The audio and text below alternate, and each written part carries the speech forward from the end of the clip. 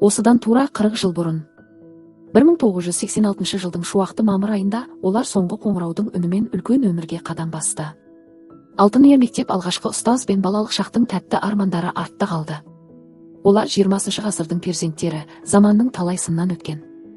Енді бір сәт көзімізді жұмып, сонау 80-ші жылдардың ерекше иісі аңқыған, шаңы бұрқыраған Сағыз ауылына саяхат жасап көрейікші. Естеріңізде ме? Ол кезде қазіргідей гаджеттер мен интернет жоқ еді. Бірақ біздің балалық шағымыз әлдеқайда қызықты әрі шынайы болды. Сабақ бітісімен сөмкемізді үйге лақтырып тастап, далаға жүгіретінбіз. Күн батқанша аналарымыз айқайлап үйге шақырғанша ауылдың шаңын аспанға шығарып ойнайтынбыз. Ең тәтті тағамымыз не еді? Ол сары май жағып құмшекер сепкен шоққа піскен ыстық нан еді. Соны қолымызға ұстап көшеде айғайлап ойнап жүріп жейтінбіз. Бүгін біз ата әже болсақ та, жүрегіміздің бір түкпірінде сол ауылдың жусан иісті даласы, балалық шақтың адал күлкісі мәңгілікке сақталып қалды. Ленин совхозының Аққұдық, Шолақсай, Кенбай, Былқылдақты, Қоңыраулы фермаларынан келіп, ата-анасынан жырақ жүрсе де, интернатта жатып оқыған достарымыз бүгінде бауырларымыздай болып кеткен. Ол кезде интернаттың үлкен бір отбасы сияқты едік. Бір бөлмеде жатып, бір үстелден тамақ ішіп, кешкісін бірге сабақ дайындайтынбыз. Интернаттың ыстық суығына бірге төзген сол алтын достар, біздің достығымыз уақыт сыннан өтіп, міне 40 жылдан кейін де дәл солай сақталып отыр. Достар, біздің мектеп бітіре салып үлкен өмірдің еңбек мектебінен өткеніміз естеріңізде ме? Ол біздің сыныптастарымыздың арай, алау комсомол жастар бригадаларына барған ұмытылмас сәттері. Шаруашылық тоқтаусыз жүріп жатырған Ленин атындағы совхоздың фермаларында шопандарға көмектесіп, аптап ыстықпен соққан жел, аязға қарамай еңбек етті. Күндіз жұмыс жасап, кешке гитармен ән салатынбыз. Ол кезде бізді ешқандай қиындық қорқытқан жоқ. Біз нағыз еңбекқор буынның өкілі болғанымызды мақтан тұтамыз. Естеріңізде ме, ол кезде ауылда баратын жерде ермекте көп емес еді. Сондықтан біздің кешкі уақыттағы ең сүйікті әдетіміз вокзалға бару болатын. Кешкі Атырау Ақтөбе пойызының келетін уақытында бәріміз жиналып, перронда әңгіме айтып серуендеп жүретінбіз. Бүгін ойлап қарасақ, сол ескі вокзал бізді тек қалалармен ғана емес, бір-бірімізбен де берік байланыстырған екен.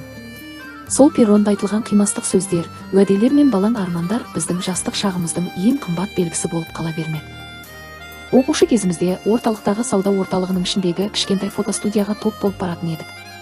Фотограф үлкен жарықтарын қойып, басына қара матаны жамылып алып, бізді үнсіз ғана кадрға сыйғызатын. Бірнеше күн күтіп дайын болған ақ-қара фотоларды қолымызға алғанда ерекше қуаныш сезінетінбіз.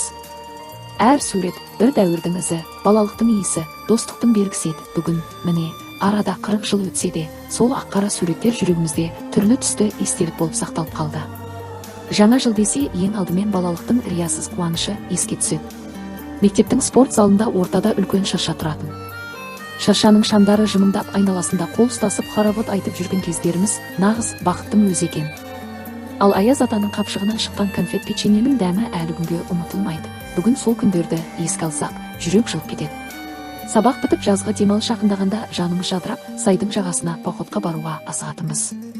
Үйден тапқан дәмдімізді сөмкеге салып, велосипедтің артына қазан ошақ, шәйнек пен көрпе төсекті байлап алып, жолға шығушы едік. Топ қуып жарысып, сайдың жағасын ән мен күлкіге толтыратынбыз.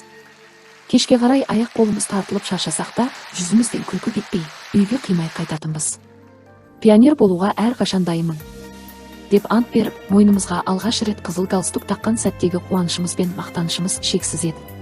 Біздің мектептегі үлкен пионер друг жинасы, гор мен барабанның үні, белсенді жиындар мен сап түзеп парадқа шыққан күндеріміз балалық шақтың ең айбынды сәйі екен. Сыныптар арасындағы нағыз бәсеке макулатура өткіземіз деген хабарды естіген кезде басталушы еді. Үй-үйді аралап, ескі газет журналдар мен темір терсекті тонналап жинап, бірінші орын аламыз деп жарысқан сәттеріміз ай.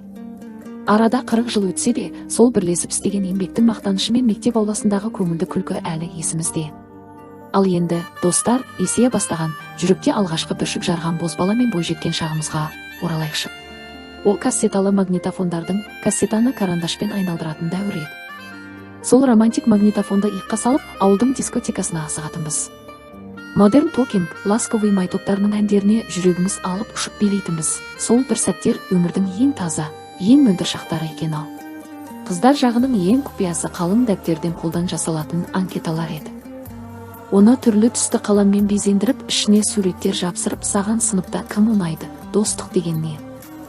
деген сұрақтарға жауап іздеп, ол анкетаны қолдан қолға өткізіп, жасырын оқитынбыз. Сол қарапайым дәптерлерде біздің алғашқы пәк сезімдеріміз, жастық шақтың армандары жазылып қалды.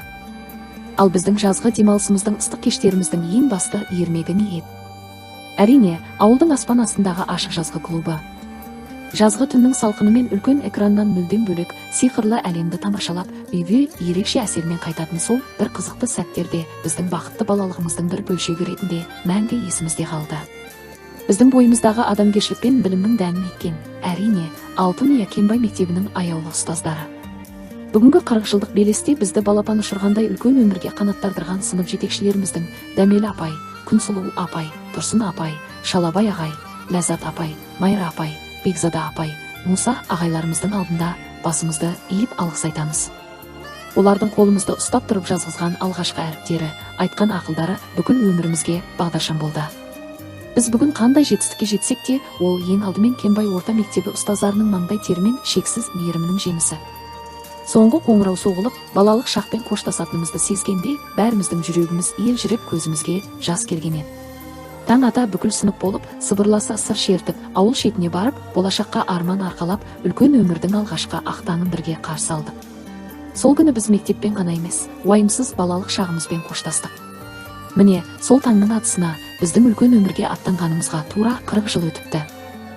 Қымбатты кластастар, артымызға қарасақ, біз басып өткен жол үлкен бір кино сияқты. 1969 жылы туып, пионер болып, соңғы қоңырауда ауыл шетінде таңды қарсы алған біз едік. Тағдыр бізді 90 жылдардың тоқырау заманымен сынады.